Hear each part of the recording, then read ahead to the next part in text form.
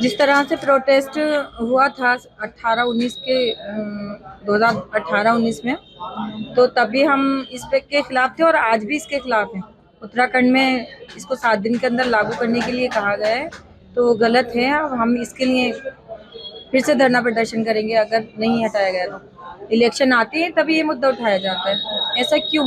हम सरकार से सवाल करना चाहते हैं, ऐसा क्यों? 3 तलाक का मुद्दा है या हमारा इस्लामिक कोई मुद्दा है, अगर हमारा कोई फायदा है इसमें तो लागू किया जाए। अगर इसमें नॉन मुस्लिम भी है, वो भी हमारे सपोर्ट में है, सीएए क्यों लागू किया जा रहा है? इसके लिए हम उल्लंघन करते हैं। अगर हमारा इसमें कुछ बेनिफिट है तो हमें कुछ एतराज नहीं। जहाँ तक सीएए का सवाल है, मुसलमानों को इसमें इनको एक तरह से टारगेट किया गया है और मैं समझता हूँ कि जिस तरह से अदर माइनॉरिटीज़ के लिए, क्योंकि राइट टू इक्वलिटी का जो एक संविधान ने हमें दिया है, तो राइट टू इक्वलिटी में तो मुसलमान भी आते हैं।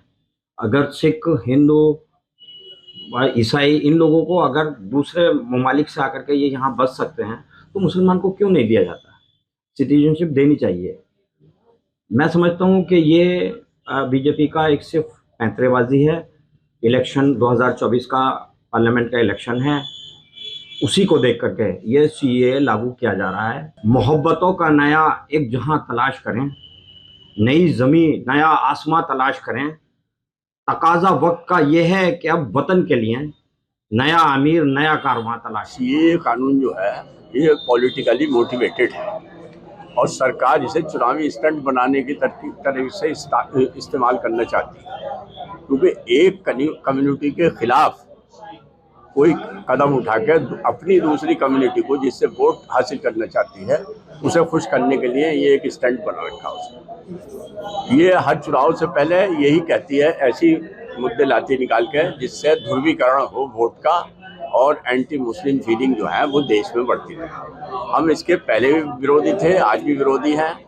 ये कानून इंडियन कॉन्स्टिट्यूशन के खिलाफ है, हमारे संविधान के, और जो कानून संविधान के खिलाफ है वो कानून जो है कुछ ज़रूरी नहीं है कि उसे सब माने ही। उसका विरोध कल भी किया गया था, आज भी कर रहे हैं और आगे को भी करते रहे। जहाँ तक मुझे अभी इत्तला मिली है कि उत्तराखंड गवर्नमेंट जो है वो 2 दिन के अंदर अभी सीएए लागू करना चाह रही है।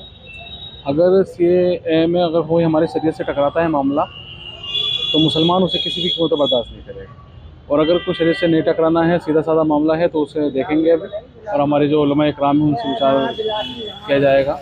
तो इसमें क्या करना चाहिए? अब आपने देखा ही है कि संभल में पहले भी काफ़ी बड़े पैमाने पर धरना प्रदर्शन हुआ था सीएए के ख़िलाफ़, और यहाँ तक कि मेरा ताल्लुक है सीएए का बार बार लाना जो है ये सिर्फ मुसलमानों को भ्रमित करना है, कि मुसलमानों को डराना है, और आने वाले चुनावों की तैयारियां हैं सब कुछ। देखिए, ऐसा है कि इसके जब ये सीएए की आवाज़ निकली थी, सरकार ने ये आवाज़ें निकाली थी कि सीएए का लागू होगा, तो हमने इसके लिए इसके खिलाफ बहुत धरना प्रदर्शन किया था और हम इसके खिलाफ हैं। जब जब ये सरकार इस तरह के कानून लाएगी, हम उस सरकार का विरोध करेंगे, हर हालत में करेंगे। हम इसके सीएए के खिलाफ क्यों रहते हैं? खिलाफ क्या है वजह?